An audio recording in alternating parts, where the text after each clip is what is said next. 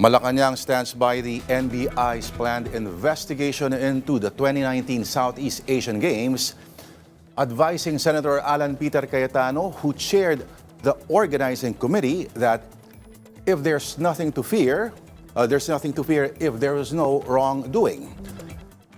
Cayetano says, investigate away, but the Senate minority will turn the spotlight on the administration's flood control projects.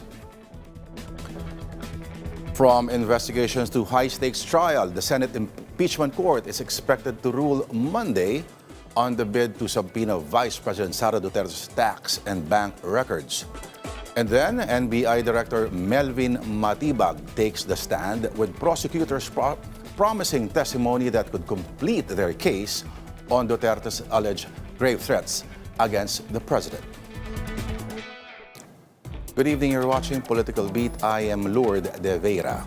Malacanang has dismissed Senator Alan Peter Cayetano's claim that the National Bureau of Investigation is trying to intimidate the impeachment court.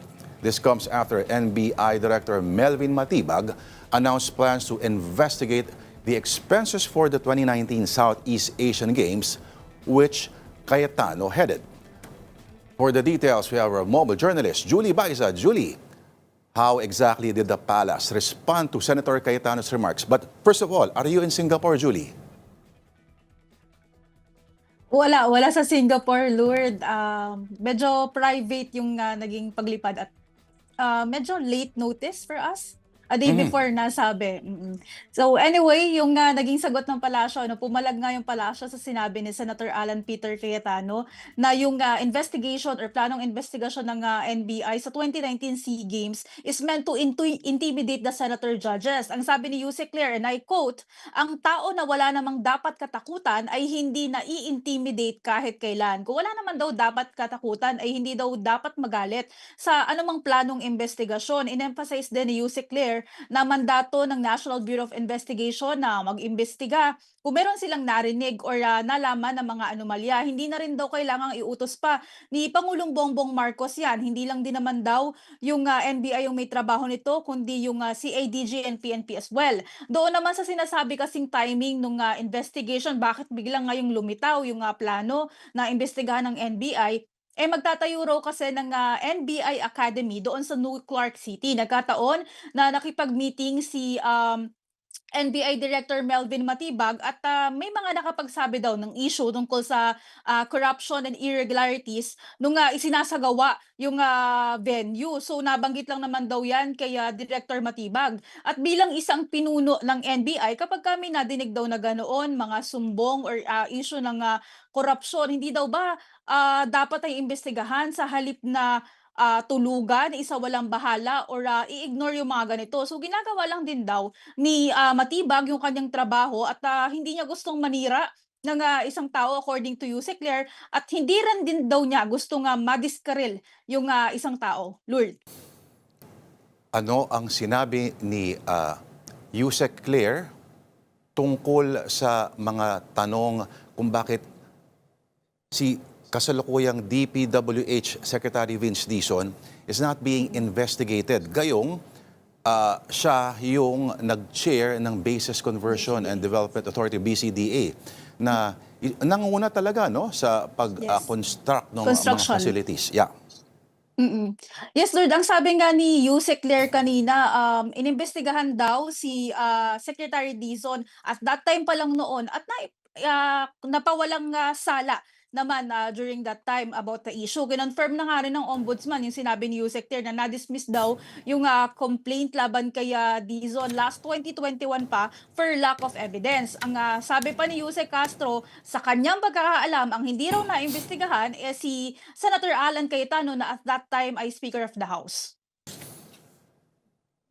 Ano yung pinanggagalingan ng ating Auntie Claire nung sinabi niya na hindi niya raw inaasahan na pipirma itong si VP Sara Duterte sa waiver ng bank records? At may sinayt pa na bakit parang may nagkakaalkalan ulit ng hampasan ng mikropono? mahuhulog na mikropono. O actually ang tinanong kasi kay Yusek Claire ay yung nasabi ni Attorney Michael Powa na wala naman daw silang itinatago pero ino-oppose nila yung paglalabas nga ng financial transactions ni Vice President Sara Duterte. Ang sabi ni Yusek Claire, kung wala naman nga itinatago, bakit daw hindi sila manguna para ipakita na wala talaga silang itinatago. And ang nililinaw pa nga ni Yusek Claire kanina, kung malinis nga yung konsensya or again hindi naman daw may sinabi din kasi na si Attorney Powa na hindi magic wand ang impeachment. And sabi naman ni Yusek Claire, yes, nag-agree siya na hindi magic wand ang impeachment pero magic word daw ang truth. Ibig sabihin daw, ang hindi dapat mawawala dito sa ongoing na impeachment trial ay yung katotohanan. Kaya para mapalabas yung katotohanan, wag daw dapat magtago or ilabas yung kung ano man, yung mga hinihingi or kailangang ipakita. May potensyal na sakit ng ulo na darating siguro sa doorstep ng Malacanang anytime soon. Pagdating halimbawa, kung yung go ahead o yung permiso para buksan yung sealed BIR box. green box ng containing the tax records. Ito, Julie, ano nang tinanong si Yusek Claire kung ito ba ay sa isang banda sinabi na rin ng Pangulo dati na ayaw niyang makialam pero at the same Yes. time kailangan ng kanyang pirma. So, damned if he does, damned if he doesn't. Sa ngayon ang iniintay daw ng palasyo is the request or hiling kung hindi sabi nga ni Yusek Claire kanina hindi pa malinaw kung the prosecution ba or kung sino yung magse-send ng request to open the BIR box. Sa ngayon wala pa daw hiling na dumarating and again pag-aaralan or wala pang maisasagot. Hindi pa sinasagot kanina since wala pa nga yung request, kailangan pa daw makita or maipadala sa palasyo. And ilang beses na rin itong finalo up kasi parang nung Lunes pa lang nasabi na ni I think it was Senator Lacson na nagsabi na kakailanganin nga ng pirma ng Pangulo kaya paulit-ulit na rin na itatanong kung meron na bang dumating na request sa Pangulo and still Thursday wala pa rin. Kumbaga, we'll burn the bridge when we get there, ika nga. Okay, may ibang topic tayo, Julie. Ano ang mga paghahandang ginagawa ng presidente para sa paparating na State of the Nation address? May binigay bang parang patikim ang Anti-Claire kung anong ating maririnig? Tinatapos na daw ni PBBM yung kanyang SONA speech pero hindi nga nagpatikim si Yusek Claire kung ano yung lalamanin kasi ayaw daw niyang pangunahan ang Pangulo, no? Abangan kumbaga kung anong magiging laman ng kanyang SONA. Ang PCO, ang palasyo, since yearly naman daw ginagawa, parehas lang yung paghahanda na ginagawa nila from the previous year. Pero binibake sure daw at although nakasalalay naman sa law enforcement agencies, pero tinitiyak daw na handa at nakalatag yung security sa pagdating nga ng SONA ng Pangulo, lalo't ngayon may mga sunod-sunod na mga protesta at inaasahan naman din yearly yung mga SONA ng bayan o yung mga protest sa labas ng Batasang Pambansa and other areas. And tinanong na rin kanina kung imbitado ba si Vice President Sara Duterte pero ang House of Representatives daw kasi yung nagsisend out ng invitation for SONA. So sila daw yung baka kasagot niyan kung naimbitahan na ba nila ang bise at kung may sagot na ba kung dadalo siya. Kung inimbitahan man. Kung imbitahan man. Kung imbitahan Julie, man. may sinabi ba ang Malacanang tungkol sa kahit papaano nakabawi daw ng mga numero ng Pangulo pagdating sa satisfaction sa surveys o ng SWS? Actually, nung tinanong yan sa palasyo, ang sabi ni Yusek Claire, ulit-ulit lang din daw yung magiging sagot niya kahit tanungin din daw siya sa susunod. Whether bumaba or tumaas man yung satisfaction rating ng Pangulo, hindi daw nakabase doon yung performance ni PBBM. Ang gagawin daw ng Pangulo, tuloy pa rin daw siya sa kanyang pagtatrabaho. Isa pa, hindi rin daw talaga titingin ng Pangulo kasi ang sabi niya, hindi naman daw tatakbo sa pagkapangulo sa susunod na eleksyon. Trabaho lang. Busy. Trabaho lang. Oo, hindi rin daw bakasyon. Alright. Nag-anunsyo ang Pangulo ng bagong new cash assistance under yung uplift program, ano? Sino ba ang pwedeng mag-qualify at magkano matatanggap ng mga benepisyaryo? At pwede ba kami ni Professor Eric De Torres dito? Mukhang hindi, Lord, ano? Kasi una, ang makakatanggap niyan yung ng one-time 2,000 pesos, 4-piece member o yung mga miyembro ng Pantawid Pamilya Pilipino program at Walang Gutom program. 2,000 pesos monthly din for 1.5 million low-income earners base sa listahan ng Social Security System at sa 2.5 million naman na poor and near poor households. So yung 2,000 monthly, matatanggap nila yan mula July to December. Ang sabi ni PBBM, mahalaga nga itong expanded uplift assistance kasi nararamdaman pa rin daw at patuloy pa rin na pinapasa ng publiko yung epekto ng krisis sa Middle East at yung pagtaas ng presyo ng langis. Habang tumataas daw yan, dadagdagan din yung pahirap sa publiko. Tinanong na rin ng palasyo kanina kung paano kung magtuloy-tuloy yung gulo, ready ba kayo or kakayanin ba na tuloy-tuloy din ang pagbibigay ng ayuda? Ang sagot ni Yuse Claire, inaaral pa daw yan at kung may budget, kaagad naman daw na i-release doon sa mas nangangailangan. Sa tingin mo, wala kaming pangangailangan ng political science professor na nasa tabi ko, Julie? Lord, kasi ang sabi, low-income earners, pero kung nag-VVO ka ng isang pelikula, Hindi yun bayad. parang Alam mo hindi yun. low-income yan. Low income din yung kinita ng pelikulang yun. Julie Baiza, okay. Ano ang mga key developments ng biyahe ng Pangulo sa Singapore so far? Dalawang kumpanya na yung nakausap ni PBBM, nagparehas na rin silang nag-commit o nangako na palalawakin yung investment dito sa bansa. Yung isa dyan sa telecommunications, digital services, and technology infrastructure expansion. Habang yung isa naman sa health sector, tutulungan daw ang Pilipinas na patuloy na maabot yung accessible healthcare system sa bansa. Ngayong gabi, ang Pangulo nasa Milken Institute Roundtable discussion din. Aside from that, humarap na din si PBBM na una yung kanyang pagharap kay Singaporean Prime Minister Lawrence Wong na napag-usapan din yung pagpapalawak ng trade and investment ng Pilipinas. Sa meeting, binati rin ni Wong si PBBM dahil umangat ang Pilipinas sa upper middle income country. So maituturing daw na matatag yung pag-unlad ng bansa given na may mga hamon kagaya nga nung Middle East crisis. Mukhang ngayon yata ang uwi ng Pangulo, Julie. Tama ba? Yes, ngayong gabi ang uwi ni PBBM, pero wala tayong inaasahan na any kagaya ng mga previous trip na merong mga speeches o so baka magpo-post lang sila ng naging accomplishments or wrap up. So again, medyo mabilisan at sandali lang itong naging trip na ito. Nako, kala ko sasabihin mo, Julie, baka may jet lag pa ang Pangulo sa kanyang biyahe sa Singapore. Maraming salamat sa iyong ulat ang ating mobile journalist sa Malacanang, Julie Baiza. Still on the Vice President's trial, beyond the legal battle, the implications of the proceedings so far are political. To help us break that down, we are joined by a political science professor, again, of course, from the University of the East. We have our good friend. Thank you for joining us again live, Professor Eric De Torres, sir. Magandang gabi po, and to all our viewers, thanks for inviting me again. Sir, palagi kita napapanood, sir, sa mga Akala ko ay pinupuntahan mo lamang yung mga programa na puro babae yung mga hosts. Pero anyway, too early to tell, pero 2 weeks into the trial, Yeah. who do you think has the political momentum? Well, Kung meron man. talagang makikita natin na it's really on the side of the prosecution kasi nasa kanila yung bola, and at the same time sila yung unang nagpepresenta ng witnesses.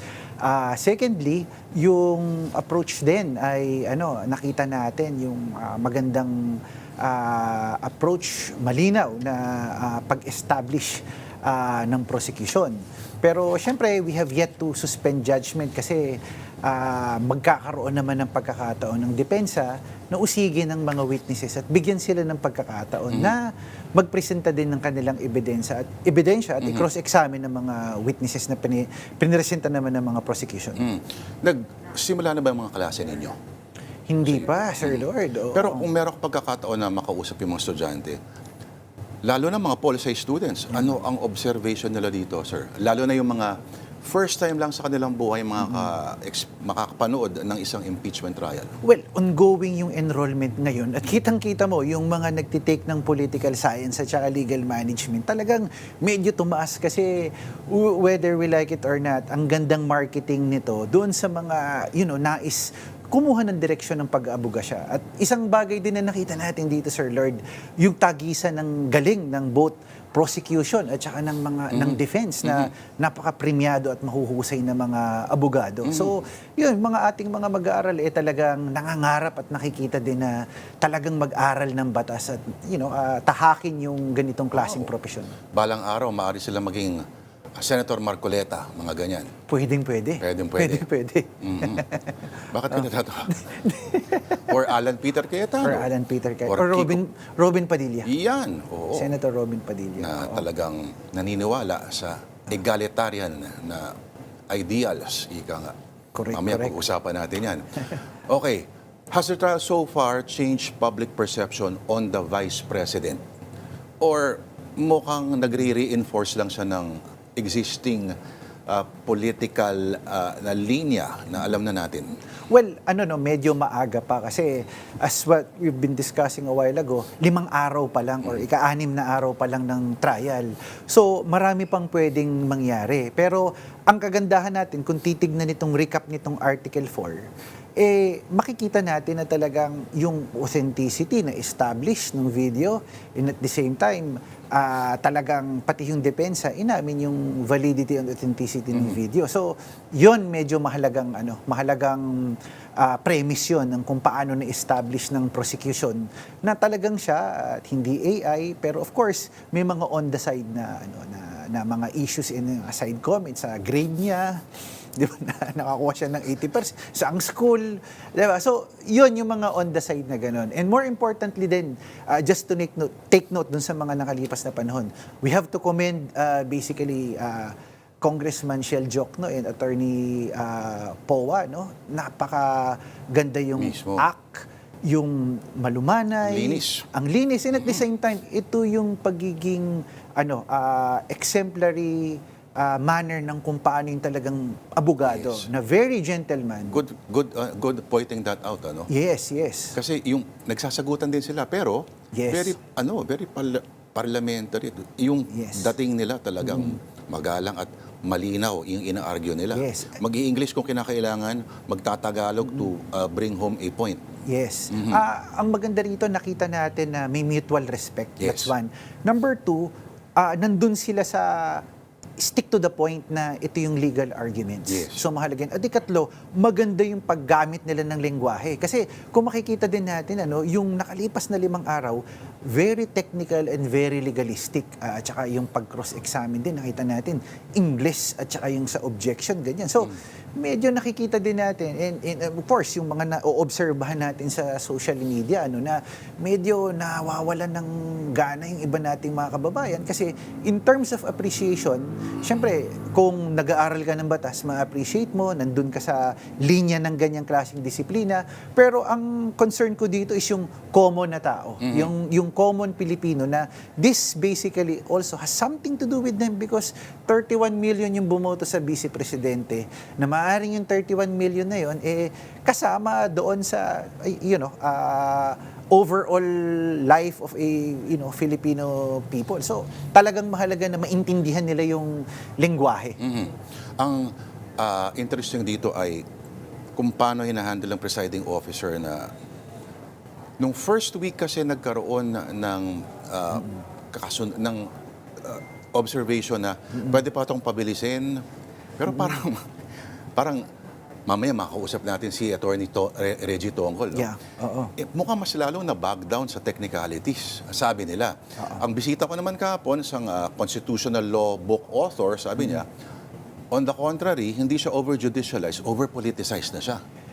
Well, ang gandang balansehin ito, no? On the one hand, pwedeng makita natin na, and I have to give it to Senator Escudero. On the outset, talagang he laid down a very good premise. He has done a good job as a presiding officer. nare-referee niya basically ng maayos in terms of the approaches, legalities, and basically proceedings. We have to give it to him. Tandang-tanda ako, magandang kinol niya rin din yung attention dun sa council na kung saan kine-question yung grade ng pagiging abogado, and there are many lawyers out there that is it really relevant? So yung mga maliliit na issue na yon or on the side na yon, we have to really give credit to Senator Escudero in having a good job in being a presiding officer. Another notable thing is yung recommendation niya na bakit hindi natin gawing 9 a.m. in the morning and hanggang 3 in the afternoon. Ayan. Kasi ang worry ko dito, beyond the political issue, sir, is the manner by which ano pa ba ang ibang ginagawang trabaho ng ating mga mambabatas. Nauubos yung oras, panahon, at ang kanilang energy dito sa impeachment trial. And tandaan natin, Sir Lord, we have to keep our eye on the ball because it's budget season. Yes. So we have to give emphasis na, ayan, baka na naman dito magpasukan na hindi natin nababantayan.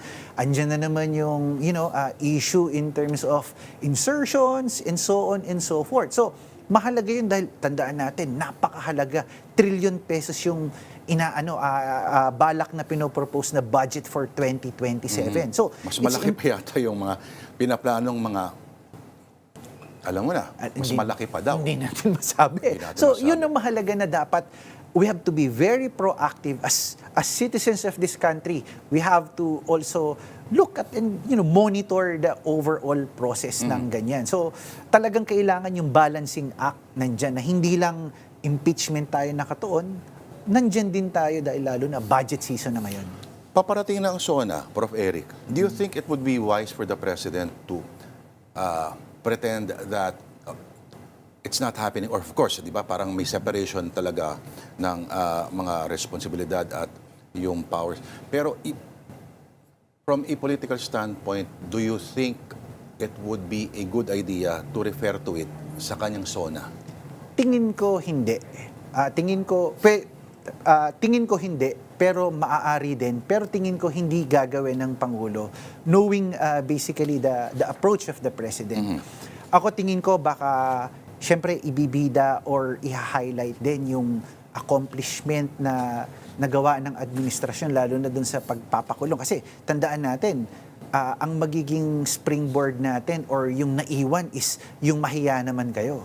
So dun sa mahiya naman kayo, ang susunod dun, sino ba yung naipakulong?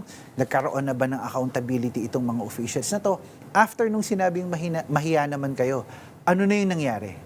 Pero syempre, sa tingin ng ating taong bayan, parang salat or kulang pa rin din. Kasi yung talagang mga dapat mapanagot, hindi mapanagot. At hanggang ngayon, parang nandito, hanging pa rin din yung usapin pagdating dun sa flood control program. Secondly, eto na naman, it's rainy season. Nako, yan na. Eto na, Kakalaman yan. recently, di ba, inabot tayo may na-encounter tayong bagyo. So, hindi lang yan yung usapin natin. Wait, aling bagyo? Inday. Dalawa yan. Wala pa yung isa. Wala pa. Dumaan na yung isa eh. Pero Prof, okay. Sa tingin mo ba, hindi na natatakot itong mga nasa gobyerno? Kasi sunod-sunod na nagkakaroon ng mga pagkilo sa kalye na ang mukhang kinasindakan lang nila ay itong pinakahuli na may kinalaman sa isang religious group. Pero everything else, referring to yung mga flood control na corruption scandals, parang nag-fizzle out Parang, meron bang dating, may dent man lang ba ito sa kanilang consciousness? Nako, ang hirap. Kasi kung titignan natin, talagang may impact yung nangyari doon sa isang religious organization, lalo na yung sa INC. Kasi nobody saw it coming. Yun yung nakita natin doon. And they have the capacity basically to mobilize. Pero ang tingin ko rin din dyan, it won't be that successful kasi may missing link ka. Ano yung missing link mo? It's the elite basically and the oligarchs. Kasi tandaan natin, nung revolusyon na pumunta habang nasa dapitan si Rizal, nang siya ibinisita, anong requisite na number 1 ni Rizal? Para maging successful ang isang revolusyon, kailangan mo ng suporta ng elite class. At kung wala ang suporta nitong elite class, hindi mabubuo ang isang successful na revolusyon. So, makikita din natin, for lack of a better option or choice, divided as it is, this whole proceedings, looking at it from a more profound perspective, very divisive siya. the blocks of the senators resonates basically also the kind of how the Filipino people identify themselves. So yun yung makikita natin as compared before, kitang-kita natin isa yung panawagan. Ngayon, hiwalay, hati-hati o hati. Isa dito sa puwersang ito, isa dito sa puwersang ito. Parang nag-cheer lang sa mga specific basketball teams na madalas ay wala sa kanilang mga interest. Exactly. Oo. Prof, mamaya pag-uusapan pa natin kung yung corona impeachment kasi nagkaroon talaga ng findings after the first week. Nag-drop yung interest. TV-wise talaga. Ito ngayon, may social media component na kasi. Yes. Yeah, to sustain the interest of viewers, paano kayang pwedeng gawin? At lalong-lalo na pagdating sa mga ebidensya na puro papel lamang, Prof, at merong mga thick forests of numbers and ledger lines and columns and rows of letters and codes na napaka-abstrakto para sa ordinaryong tao. Mamaya, babalikan natin yan. Professor Eric De Torres, don't go away. We'll be continuing our discussion later with UE Political Science Professor Eric De Torres. For now, don't go away, Political Beat. We'll be back after this really quick break.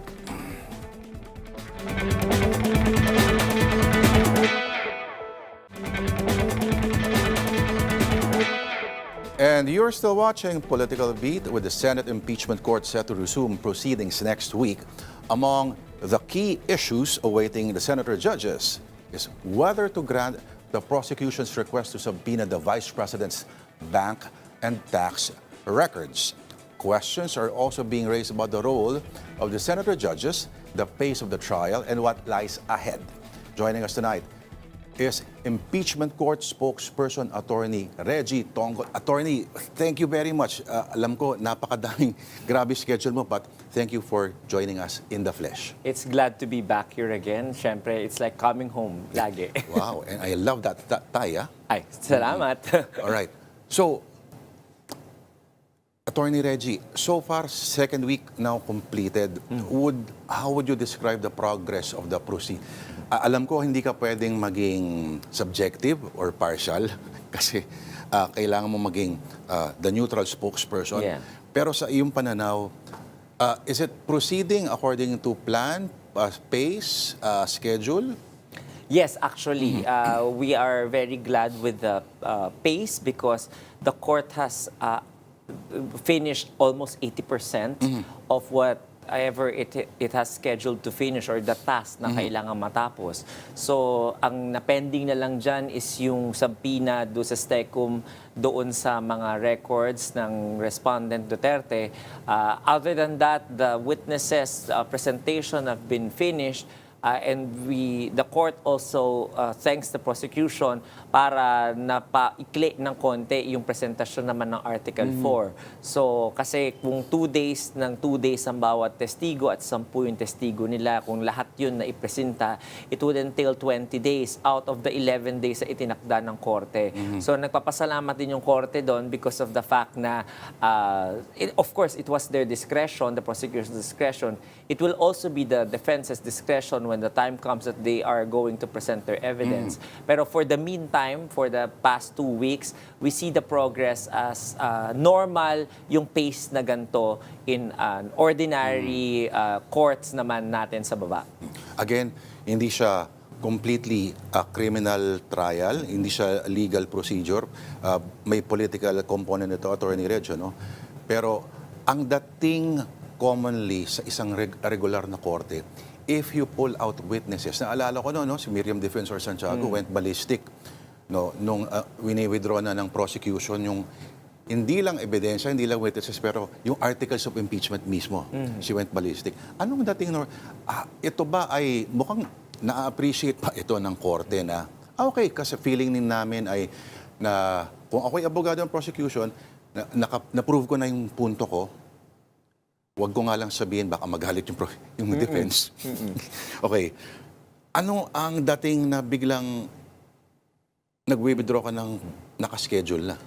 Ako, we cannot come into a conclusion kung ano talaga yung motibo talaga nila because, syempre, total prerogative yun ng bawat parties to do that, to either add or to subtract evidence because it's a matter of strategy on the part of the councils. Now, as a trial litigator for a long time already, I also know na once na you've already established a case or established a point, all the other corroborating witnesses or mga ebidensya na corroborating lang, dagdag lamang, ibig sabihin, or nagpapatunay lamang para dagdagan yung isa pang napatunayan na, baka redundant na. So, kaya ikaw, iisipin mo na kung gusto mong pabilis yung kaso mo, tatagalin mo na sila. Kung kailangan pa ng konting rekado yung kaso mo para ma-build up mo pa yung punto at yung burden of proof mo at burden of evidence mo, magampanan mo, kung magdadagdag ka, then magdadagdag ka pa. So yun yung reservation naman sa pre-trial order. So under the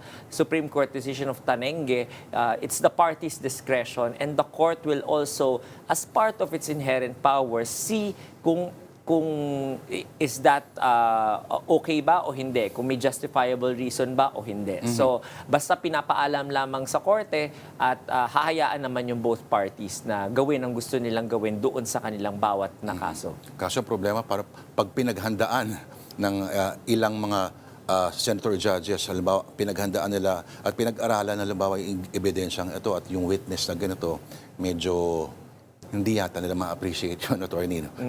Oo. Pero, okay, attorney, napakaraming issue dito at sa Monday ba, aasahan lang natin purely, focus lang talaga doon sa pagdinig sa mga defense at prosecution doon sa mga ebidensya, yung para sa Article 1? Tama ka dyan, no? Hindi sa Article 1 pa yung sa Lunes. Ay, sorry. For the Article 2. Kasi yung Tama. sampina do sa STECUM sa Anti-Money Laundering Council at saka sa BIR at saka dun sa mga banks at dun sa mga accounts ni Vice President Duterte at saka nung asawa niya at yung 22 na mga businesses, corporations daw na allegedly na may interest siya, yun ay nakatuon pa doon sa pagpepresenta ng ebidensya ng prosecution sa Article 2 doon sa accumulation of wealth, no? So, yung issue na tatalakayin sa Lunes ay yung continuation nung argumento ng parehong prosecution at saka ng depensa nung kanilang mga legal positions na inilahad nila doon sa memorandum at saka sa oral arguments nila. So, the senator judges will have to ask questions to the parties katulad na nakikita natin in the Supreme Court oral arguments to help them clarify certain legal nuances about the matter and then certain facts about the matter. And then also we will see the senator judges trying to convince the other senator judges about their positions.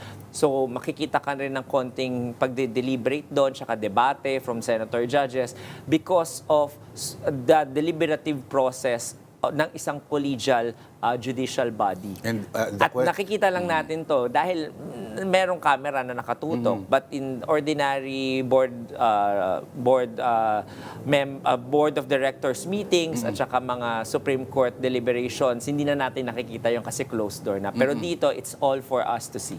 At ang sinusubukang sagutin na tanong ay, ang sinusubukang isettle na tanong ay, kung dapat bang i-issue yung subpoena doon sa STECUM, sa BIR, tsaka sa Anti-Money Laundering Council, tsaka sa mga bangko. and this will be put into a vote? Hindi natin alam kung ano yung gusto ng presiding officer because ayon sa Rule 6 nung Senate Rules on Impeachment, he has two choices. One, to resolve it by himself. And then when a senator tries to appeal the resolution, the appeal will be put to a vote if to overrule the resolution or not. Kung majority yung makuha ng appeal, then the resolution of the presiding officer will be overruled. But if the vote is not for the appeal, then the resolution of the presiding officer stands. And then the second option of the presiding officer is to throw to the body the direction and the decision or the resolution for that motion. So doon magkakaroon din ng botohan pero hindi na yung pwedeng i-appeal kasi yun na yung final vote for that. At ito ay sa isang ano pa lamang, isang bahagi lang. Ito, may mga, I heard you sa interviews earlier, sinabi, kung bakit ang aga-aga ngayon pinag-uusapan to? Kasi komplikado raw at napakarami. Kaya, kumbaga, is lead time ba? Tama ba ang pagkakaintindi ko? Tama ka, kasi yung mga legal issues at saka factual issues na ni-raise ng prosecution at ng depensa sa kanilang mga memorandum, medyo malalim-lalim na pag-aaral ang kinakailangan for the senator judges. For us lawyers, it's already confusing enough. Especially doon sa mga tao na wala namang legal background at una pa lang nilang mauusisa yung mga gantong mga klaseng conflict in the application of laws. So, nakita ninyo nung oral arguments ng prosecution at depensa, napakaganda nung pareho nilang arguments na parang hindi mo ma-decipher sino ba talaga yung nakapuntos doon. It's because of the very nuanced legal arguments talaga na specific sa bawat, hindi lamang sa bawat motion, sa bawat dokumento pa. Kasi kunwari sa isang dokumento, kunwari yung mga income tax returns, lahat ba ng income tax returns na hinihingi, bibigay mo o ipapasapina mo o hindi. So yun yung kailangan tingnan ng korte. Kung doon pa sa 2007 tsaka hanggang 2024 na income tax return, isasama ba yon o hindi isasama yon? Or yung 2025 onwards lang yung isasama? So ano ba talaga yung gagawin sa bawat punto na yon? Kasi iba-ibang batas na nag-a-apply. Meron dyan yung tax code natin, andyan din yung Data Privacy Act, kasi sinabi rin yun ng depensa na protection sa kanilang confidentiality at privacy, at nandyan din yung konstitusyon, andyan din yung mga Supreme Court decisions, andyan din yung corporation code, because the subpoena also entails deciding on whether a subpoena should be issued para dun sa mga bank accounts at saka dun sa tax records ng mga 22 business corporations daw connected with the Vice President. So those things medyo hindi kakayanin ng... Feeling ko kulang isang araw. Oo, kukulangin talaga. So, Pero Attorney Rich, mas madali ba buhay nila kung may specific lang silang gustong kunin? Kung mas particular, kasi tinatawag na fishing expedition kasi parang in the hopes na may iba pang makakalkal. Medyo delikado nga naman yun. one of the requirements sa pag-issue ng subpoena, kung nagre-request ka, is dapat i-specify mo with definiteness yung dokumento, no? At saka may relevance siya doon sa gusto mong i-prove at saka doon sa kaso mo, no? So, kunwari, kinukuha niya tong ang mga dokumento na to para sa Article 4, walang connection, so hindi siya relevant. Kung kukuhanin mo tong mga dokumento na to for Article 2, pwede, relevant siya. Pero ngayon, definite ba siya? So yun yung kailangan Definite tingnan. meaning? Nakasaad ba doon yung specific na dokumento na kinakailangan? Kasi meron tayong sinasabing very general. Kunwari, no? May mga desisyon na yung Korte Suprema na ang general, ano ba ang general? All documents, ganyan, diba? So kung hanggang dun lang yung all documents from the BIR, Hindi pwede. Hindi pwede yun kasi anong dokumento yun? Kahit yung BIR hindi nga alam kung paano magko-comply. So kailangan tingnan yun bawat isa at saka kung anong mga confidentiality at privacy issues lang matutukoy sa bawat isang dokumento na yun. Banggaan ito ng kung alin ang mas mahalaga sa ligang batas o yung privacy ng isang individual. Tapos banggaan din ng mga kaso. Yes, yan yung arguments ng dalawang panig, no? Yung usabi ng prosecution, the interest of the state in trying to make its public officers accountable and to the impeachment court's power to solely try and decide impeachment cases overrides the confidentiality and privacy rights of the one being impeached. Habang yung kabila naman, yung pinupunto niya yung ng depensa, yung Duterte versus House of Representatives, na kahit na may ganong kapangyarihan ng bawat korte na mag-imbestiga at saka tingnan yung mga dokumento, hindi pwedeng lang pagmamalabis ito at hindi nare-respetuhin yung due process naman nung nasasakdal o nung respondent. Nako, mahaba-habang usapan to, Tony. Pero pwede bang, kung buong araw ay parang ang mga back and forth lang ni Chel Jokno at ni Michael Poe, pwede bang puro ganun lang marinig namin buong araw? Kasi mapapaano kayo, oo nga naman, oo nga. Yeah.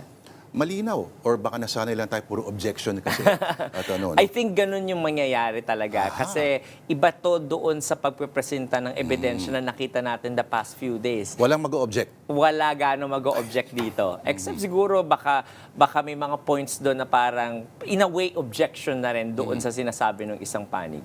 Meron ba mga senator judges na pwedeng patayan ng mikropono pag palapit na sila? Hindi mo kailangan sagutin yan. Pero ito, tatanong ko sa iyo to, no? Affected daw pala si Senate President Win Gatchalian sa mga memes sa social media. Of course, tao lang din naman siya, no? Na kung yung mga memes sa... ewan ko kung nasusundan mo to, Attorney Nakita Reg. ko nakita ko, I'm aware. Alam, Napag-usapan na rin namin ni Senate Napag-usapan President. ninyo. Oo. Of course, sabi niya pang nga... paglilinaw lang, no? Ang nasasaktan si Senate President Win Gatchalian sa mga memes na para daw siyang parang flower vase or Yeah. flower vase kung gusto social ka. Na kasi ando lang siya sa tabi ng presiding officer, pero as Senate President, optics kasi yun di ba, Attorney Reg? Anong pinag-usapan niyo po rito? Napag-usapan namin yun at sinabi niya, syempre tao lang rin siya, no, nasasaktan sa ganon. But of course, he's also a mature politician already. He knows that it's part of the role as a Senate President and as a Senator itself, no? Pero ang kailangan makita kasi ng mga tao dito is hindi po kapulaan yon kay Senate President o kay Presiding Officer o sa Senado.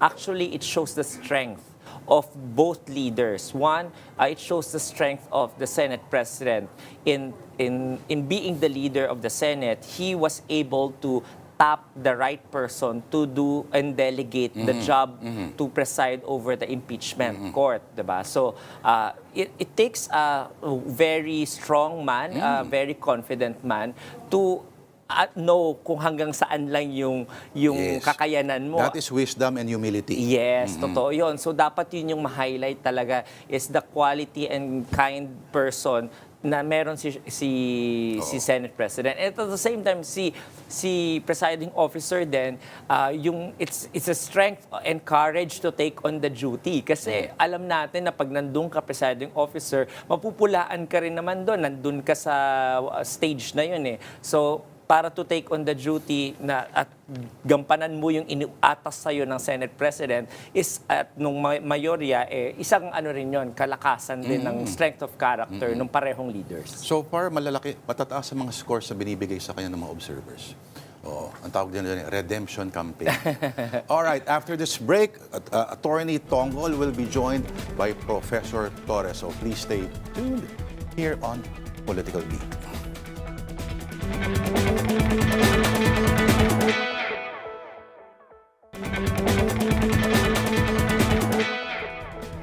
And of course, you're still watching Political Beat. We now bring you back Impeachment Court spokesperson Attorney Reggie Tongol and University of the East Political Science Professor. Pero talagang galing Espanya ito. Espanya, Sampaloc, Manila, Eric De Torres.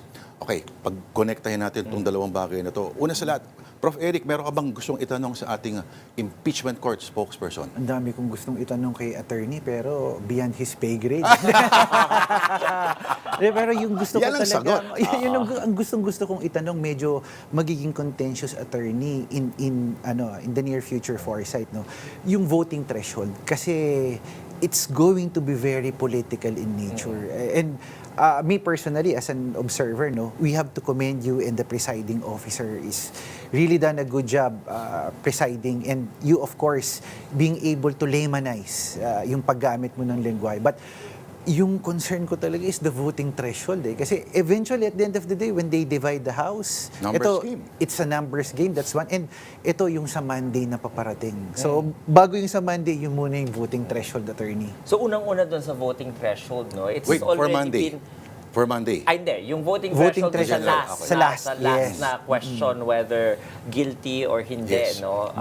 So doon, medyo klaro na because the presiding officer said in his opening statement, which was confirmed upon the question of Senator Judge Lacson and Senator Judge Cayetano, kung if that is a definitive ruling, and he affirmed and confirmed to the body that it is a definitive ruling that already places any party to raise the issue to the Supreme Court. Okay. So, parang technically justiciable issue na. Yeah. So, pwede nang iakyat sa Supreme Court. Yun yung sinasabi ni presiding officer. Now, yun, for the meantime, that's already settled until the Supreme Court says otherwise. For the meantime, wala rin naman nagka-file pa ng Yes. kaso about that. Now, doon sa voting naman on Monday, it's going to be a simple majority because it's just a vote on a simple motion. Yeah. Or a request for subpoena duces tecum. So if ever the decision or the resolution of the presiding officer is appealed by any senator judge, Yeah. then ang voting threshold lamang doon is not the 2/3, Yes. but a simple majority, Majority. of the quorum nung mga present nung time na yun na nandoon. Ayan, malinaw yun. Present. Present lang doon sa chamber. Pero okay,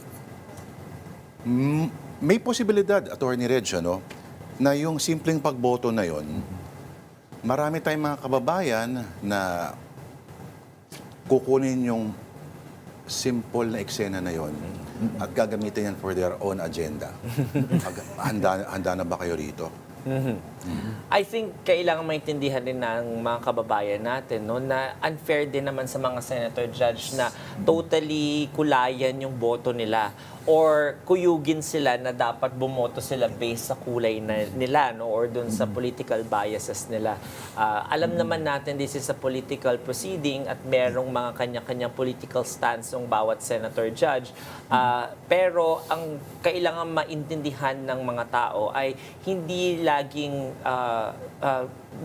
black and white yan, 'di ba? So may mga motion kasi na maliliit na motion lang na pwedeng merong commonality ng pagkakaintindi o pagkakapaniwala kung anong batas yung nag-a-apply at magkakaroon ng liko yung bawat senator judge either favoring their current political stand or disfavoring their current political stance. So I think yung mga nuanced decisions like this shouldn't be concluding already for the people na ito na talaga yung boto nila sa final na vote na yon. Gagamitin yan, pa rin propaganda yan.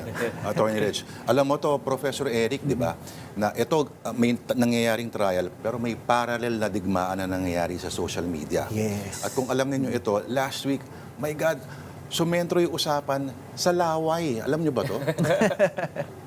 Or are Yes, you aware? of course, Yes, of course. oo. Namomonitor naman natin. Laway tapos, sabi, alam mo, sabi ng mga scientists, ang paglalaway daw ay parang ito yung indikasyon ng stress, kaya nagsisinungaling ang isang tao, ganyan. Umaabot na sa ganun.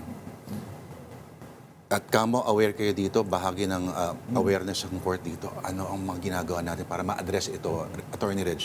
That's why, as much as possible, no, all the spokespersons, I think, from the defense and the prosecution are also doing their best in as much na ako rin para sa korte na spokesperson also doing my best trying to raise the level of discussion and discourse in social media and sa mga platforms na ganito. So, importante po na mahimay-himay natin. Pero syempre, this is a very democratic country at yung mga ganong klase ng speech, entertainment speech, political speech, protected pa rin yan ng ating konstitusyon. And the policy of the Supreme Court from the very start, pati nung constitutional framers natin, is more speech is better than none.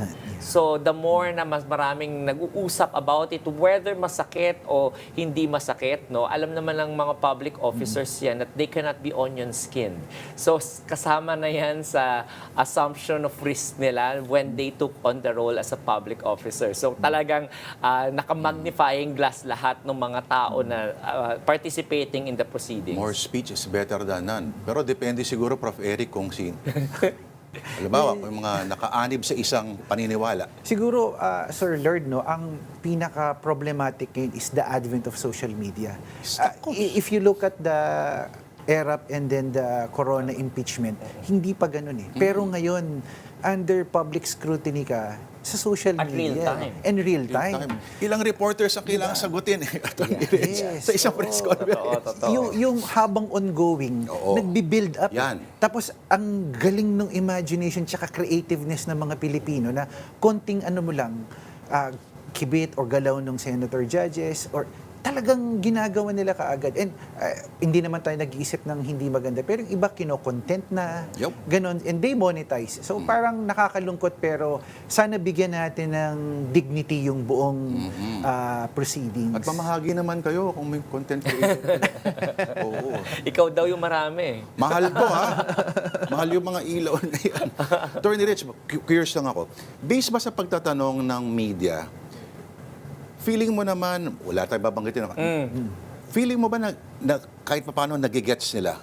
O meron silang, ano yung mga points na, ito medyo may komplikado talaga na hindi na pipick up talaga itong puntong ito? Coming from a media background as well, because I've practiced in the media for almost 15 years, naintindihan ko yung trabaho ng isang nagtatanong, no? Talagang uusisain ka for soundbite or talagang tatanungin ka kahit paulit-ulit na sagot mo na Kahit gaano katanga. Hindi ka pwedeng mag-object na ask and answered, no? So, kailangan mo lang talagang ulitin kasi baka gusto niya ng sariling recording, baka gusto niya ng sariling soundbite. So, kailangan pasensyoso rin lahat.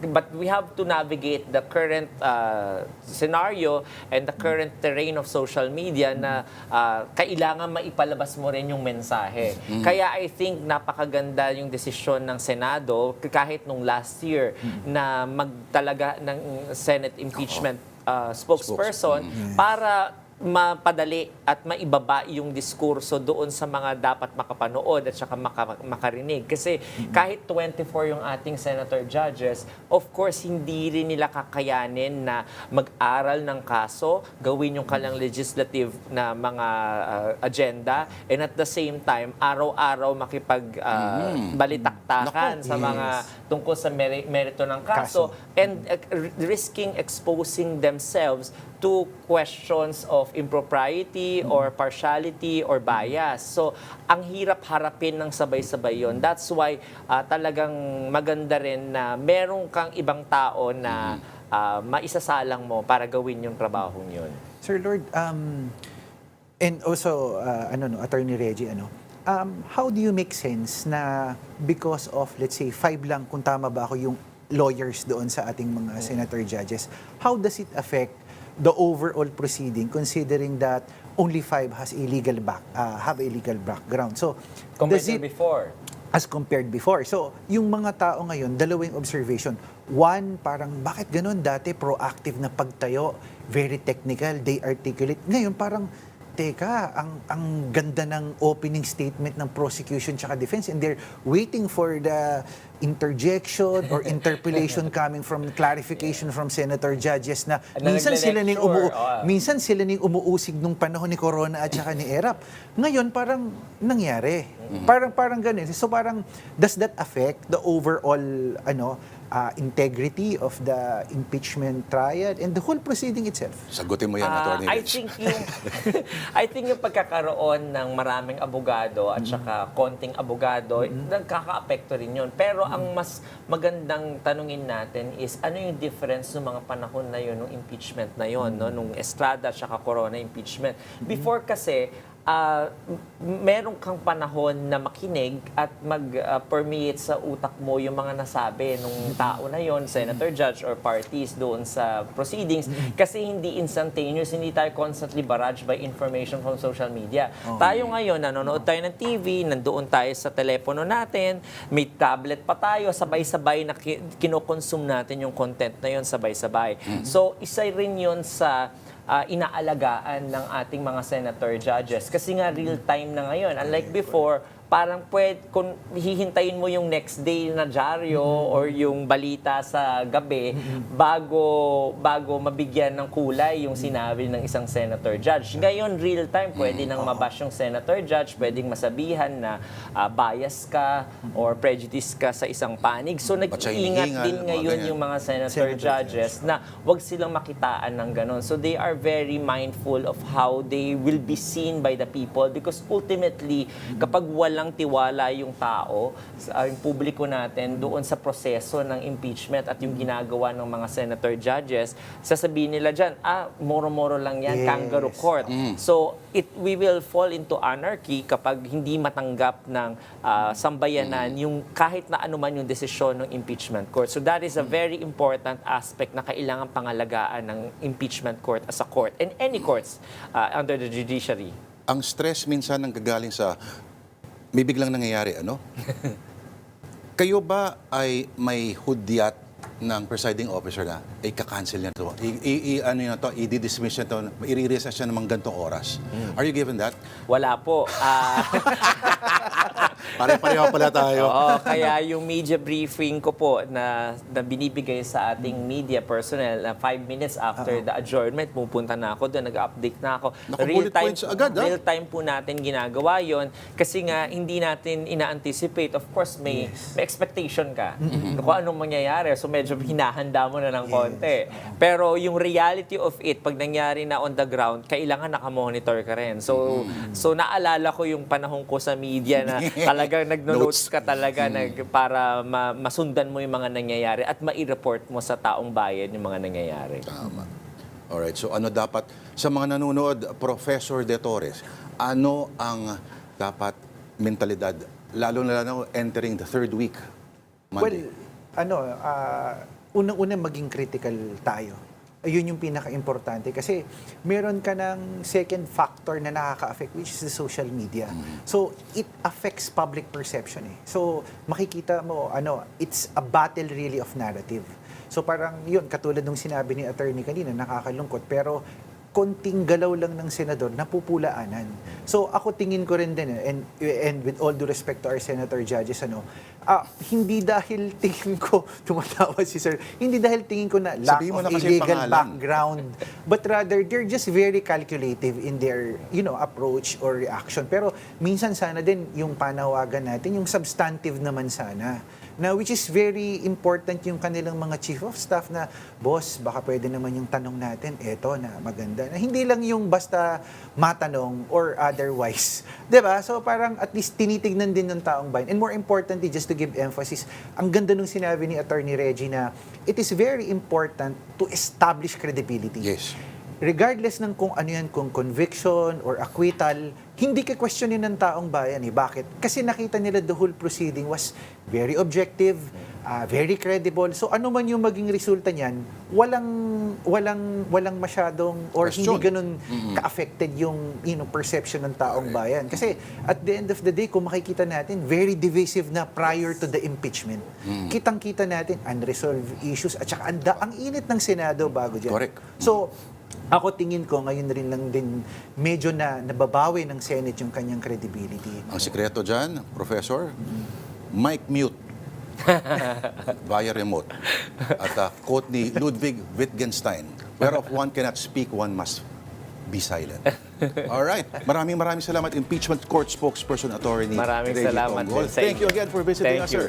And of course, Political Science Professor Eric De Torres. This has been your Political Beat Thursday, 16th of July. I'm Lourdes Vera. You deserve a big drink. So do I.